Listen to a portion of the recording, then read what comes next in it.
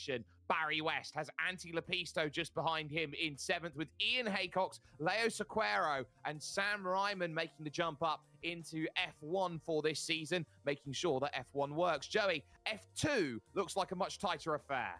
Only separated by the drivers' iRating, Thomas Silbernagel currently leads the way. Only 11 points separate these top 3, though. Chris Roberts, Timothy Vandenberg still involved in it, and then also an incredibly close battle here between Miguel Moreland, Robert Simpkins, Arnold Cook, Keith Herner involved in this one as well. So we just got to keep on watching. It is only coming up to the middle of the season now.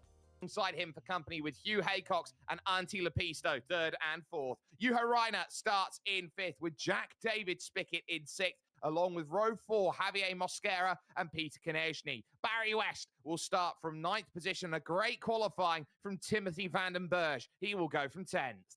And then Sam Ryman here in 11th spot.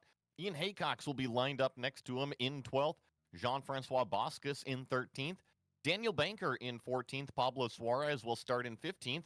Jota Perez in 16th. Chris Roberts in 17th. Thomas Silbernagel 18th. Jason Clapper 19th. AJ Roper 20th. And 2 more here. Gaston Santarelli in 21st and August Johansson in 22nd. Out of here, a winner, a green flag in the air, and Freacher has not moved off the start. Jono Freacher goes nowhere. He gets clattered from behind, and the legend, who did not go off the line, gets absolutely teed and totaled by Ian Haycox as he went through 4 drivers out of the race with 1 corner not even taken. Such a bummer there, and I just think that the quick grid timer might have caught off Gernot Frisha, and you see the result of it, but now we stream down. And then a huge wiggle. I believe that was Javier Mosquera off the track, but he keeps the point in the right direction. He does, so he's able to keep that one on the road, but look at how much time he drops. He loses the place to Sam Ryman. Then for position, Pablo Suarez with him into the Spitzkehrer, the tightest corner here for the first time, and it's pretty much single file through the first 8 positions or so. You have to look a little bit further back. It's a little spin there in the middle. That's Jota Perez, who now finds himself in a bit of trouble. They're almost going to go 3 wide on this straight with Thomas Silbernagel and AJ Roper. You see him just bypass that whole section here. You just keep your foot flat to the floor. Come in fast to this hard right-hand kink here. Hopefully you keep it on the track because you've got enough tire temperature. You see how narrow the track is here.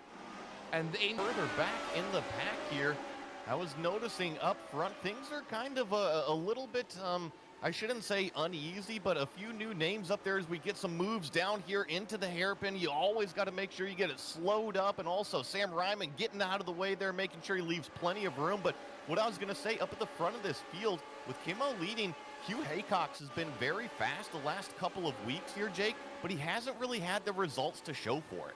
Great showing here today around this Hockenheim circuit, but at least for the moment, Javier Mosquera can fall himself into line, and he can be comfy in the position that he's got. Current Barry West goes around through the small chute, and just like that, he finds himself deposited in the gravel, just about avoided the wall. I was saying how narrow that section of the racetrack is. The other tricky part about it, there's definitely some camber on some of those corners, so you feel like you can go charging in and the track and the car is going to catch you, but apparently for Barry West, a little bit too much. One, and that is certainly very crucial. Let's take a little look back, though, about what happened in the early stage of this one, and then I think the key here is Ian Haycox is going to find he's unsighted.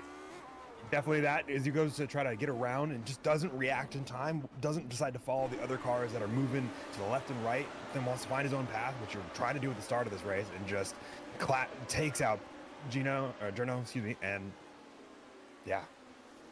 Yeah, it tells you all you need to know. It is so shocking to see a driver of his caliber make that level of mistake. It often doesn't happen. Here's Sam Ryman, who's now got himself looking behind because Silbernagel is through. It's now Jota Perez, who now looks like he wants to try and jump through. The Iberian wanting to gain a little bit more. Gaston Santarelli is also there in the mix. AJ Roper, by the way, your biggest mover in the field. He is up a full double digits. He's up 10. JDS looking for the move. Pepsi Man to the outside, trying to find the pass. Is it a bit too deep on the brakes? Yes, it is from Konechny, and Jack's got the inside now for Mobile One.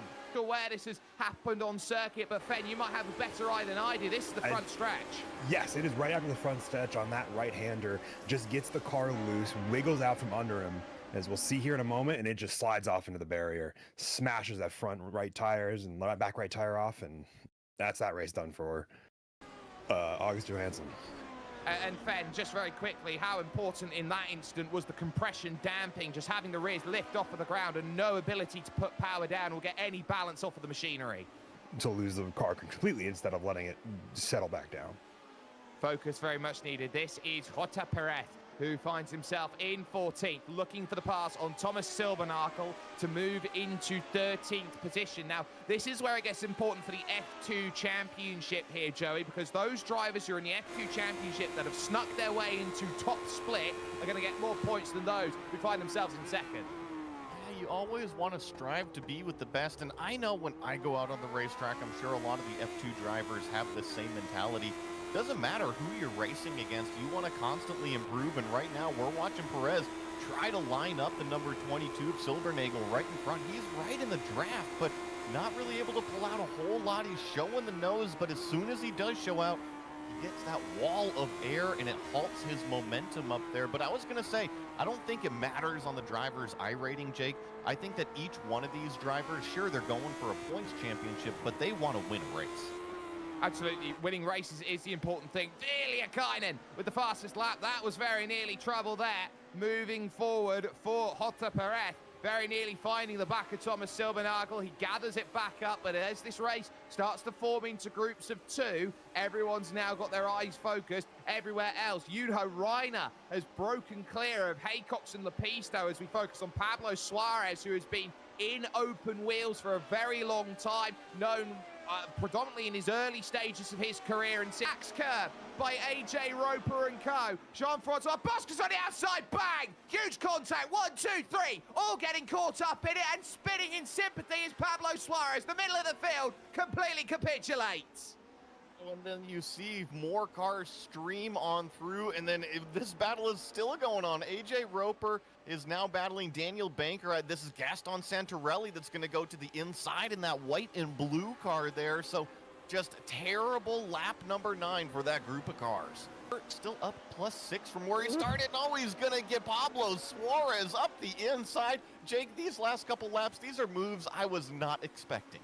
That was a great pass by Pablo Suarez. He took full advantage there, and he's done well. Now, Kynan has been reeled in. Reiner on that last lap put a 21 flat down. Haycox a 20.7. So Haycox is the fastest driver of this group of 4, and he's trying to stay within that 1 to 1.2 second range. At this moment in time, little wiggle off the exit by Reiner in second position, but Kynan has got the race in check at the moment, but the key fact is, at the moment, as we near the halfway stage. Few laps, trading blows fast lap for fast lap on each other, and this is a battle a little bit further back here. I believe this is Javier Mosquera. No, this is Silbernagel on Perez. Or rather, the other way round. Perez then on Silbernagel. That's a great pass, but Silbernagel will now get himself then the slipstream, and around the outside, the convention slightly different, and Silbernagel will get the pass, and he will move on forward. Let's take a little look back with the GSRC replay as Hugh Haycox sets another fastest lap then of the race, a 1:20.652, and that is a very crucial matter of fact time in terms of his efforts to go forward. But I think this is going to be the sort of race, and they're off on the right-hand side. That's going to be Chris Roberts there, Joey. Sorry, that's going to be the lap down traffic. I believe we'll try and queue up a replay in a bit. Yeah, no, I think there was just some cars that were going through. I believe that might be the number 12 car of Chris Roberts that they went by. This is a battle a little bit further back. Pablo Suarez still trying to charge back. He's got Gaston Santarelli right in front of him here. It's all about making the exit out of this 2-3-4 complex, and you see Suarez. Oh, he had the exit, but talk about a massive wiggle. Thankfully, he was able to hang on to it. Oh, that's a helter-skelter ride, if ever there was one. Pablo Suarez wrestles it like an octopus in a washing machine, just about does enough and gets it all together, but he does miss that next section. Silbernagel is clear then of Jota Perez. who can't manage to match the same speeds in a straight line. Silbernagel has got a rocket ship here today at Hockenheim. He's not going to be passed in a straight line, but as this race looks to hit that halfway stage, look at your front four, split by just 2.3 seconds out here on the road, and equidistant each of them at this point. Come to you for a moment because those top two are crucial, and Geno Fritzsche is trying to get what he can out of this race. He's going to get back out on circuit. Yes, after getting through all of his repair done, he's been trying to get the car back together and keep ruling. I think he just is going through pit lane to grab a little more repair. He's been going in and out past few laps, getting stuff repaired, getting stuff fixed up, trying to see if he can make the car raceable to keep moving forward in this series. Well, he's running out of time for that. Look, though, here at Hoyta Perez. He's in 10th place. He's looking for 9th. He's past Sam Ryman. He wants to get past the rocket ship of Thomas Silbernagel. If he can manage that, that'll be a great bit of work on car number 22, Club Diaz. On the brakes to the Spitzkehrer, slightly uphill braking zone here, and the chances always seem to continue on from here. Now here comes the switchback and the secondary opportunity. We're going to see what he's going to do here, but Silbernagel just has so much top-end speed. I've been watching this battle, and here comes Perez down to the inside. He's going to have to be really aggressive getting that track position. Yes, he does make the move on Silbernagel. We're going to see for how long, though, with that monster top-end speed from the 22.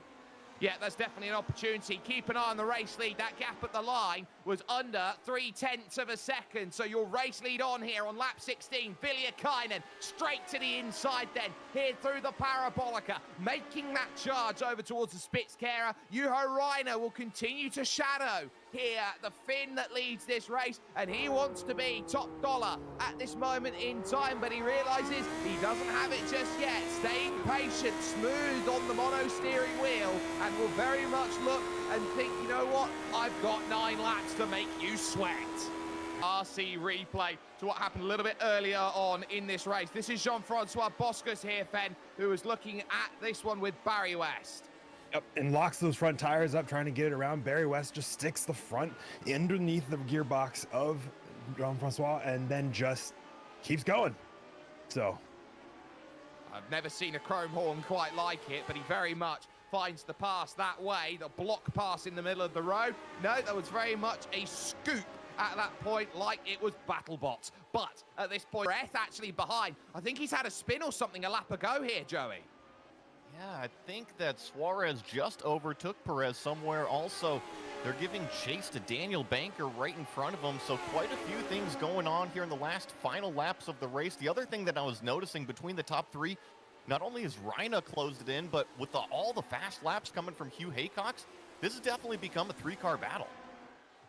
And then some. On the brakes they go into the arena for their 20th revolution. They know that when they cross the line, they are down to 5 laps remaining here at the Hockenheim ring. Little bit of a lockup. Viliakainen runs wide, and Reiner is the closest he's been all race long, rushing towards the Sud curve. The final corner on circuit, struggles in the dirty air, and the gap opens up for Viliakainen once more.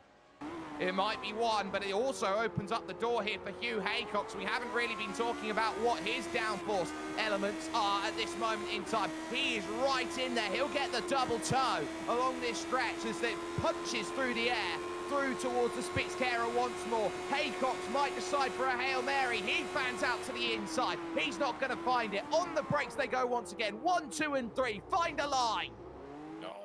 Yeah, we absolutely are. Fen, you caught an eye out on this then. This is what happened to Hoyta Perez, and it's all on his own. yes, all by himself. He got the car unsettled like we were talking about with Johansson's crash earlier. As soon as you get those rear tires losing traction, you got to let that car settle. And sometimes you do not can't react fast enough to catch the car before it goes spinning off. Thankfully, didn't hit the wall this time, but still lost him some positions. Huge slide by Viliakainen. It almost opens it up for Reiner. He got away with one. Going to limit the mistakes through these last couple of corners here. He's so aggressive, really taking that short autocross line, maximizing that grip out of the 5. And now Barney the flagman will wait for one more revolution of this 4.38 kilometer 12-turn layout of the Hockenheim ring. It has seen so many classics, the resting place of the legendary Jim Clark, the two-time F1 world champion, and they are putting on a showcase that even he would be proud of at this point. Reiner out to the Einfahrt Parabolica, and now to charge. Villiers-Kainen's been so good at giving himself that level of momentum, and he'll look to do it again. Hugh Haycock's not out of this one either. He sits perfectly on the back of this group and will want to try and bring himself into play. On the brakes they go, into the Spitzkehrer for the final time, and now it's about drive off the exit. Reiner really getting there, but again, that gap is at 0.3 of a second and a little bit more, and it's going to have to be something dramatic here as they enter the arena that's gonna get it done for Reiner if he wants this victory. Villiers-Kainen has been holding on and holding on and holding on, and the sweet release of victory is only one arena section away. On the brakes they go. This might be the last great chance for a pass, and it's not there at the Sachs curve for Juho Reiner. Villiers-Kainen a couple of corners away. Power move to the inside. It's just not there. The door was open. He couldn't quite find his way through. It's locked under key. Villiers-Kainen wins here at Hockenheim. What? You're on screen, currently giving chase to Silbernagel. This is all inside of the top 10 for these F2 points drivers. Yeah, and that's huge. If drivers are looking for F2 points, every place they can get here is massive. Through the Sachs curve, Thomas Silbernagel has driven a fantastic race. He started 18th today on the grid. He is currently the biggest mover in the field, up 9 here in this one. Originally, it was going to be AJ Roper, but he is going to get what he wants, and a top 10 finish in top split is everything Thomas Silbernagel was hoping for.